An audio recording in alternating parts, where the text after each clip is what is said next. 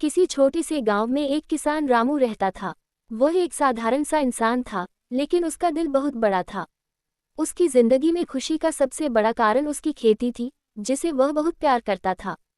हर सुबह सूरज उगते ही वह अपनी धरती में काम करने निकल पड़ता। रामू का एक सपना था कि वह अपनी मेहनत से अपना गांव समृद्ध बनाए और लोग उसे आदर से देखें। रामू के पास एक छोटा सा खेत था, जहां वह गेहूं, चावल और दालें उगाता था। वह खेती में खुद बहुत मेहनत करता था।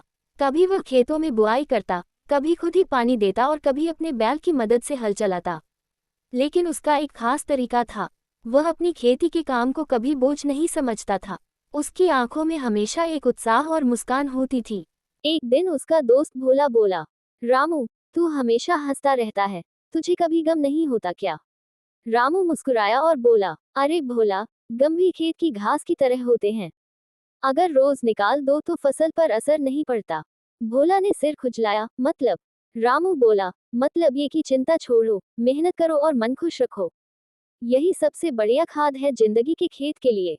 पौधा। एक बार बारिश नहीं हुई, सब किसान परेशान थे। रामू ने सबको बुलाया और कहा, चलो, पहले नाचते हैं। अगर बादल हमें देखकर मुस्कुरा दे तो बारिश जरूर होगी। सारे किसान हंस पड़े, लेकिन रामू सच में नाचने लगा। कुछ देर बाद काले बादल छा गए और जोर की बारिश शुरू हो गई। सबने कहा, रामू की हंसी में जादू है। शाम को रामू घर लौटा, उसकी पत्नी बोली, आज फिर खुश नजर आ रहे हो। रामू बोला, हाँ री, आज खेत में फसल नहीं, खुशियां उगी हैं।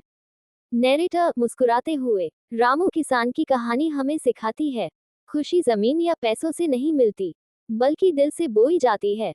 अगर मन खुश है, तो हर दिन फसल जैसा सुनहरा होता है। धानवन। क्या आप चाहेंगे कि मैं इसका अगला भाग लिख दूं, जहां रामू किसान अपनी खुशियों की खेती से पूरा गांव बदल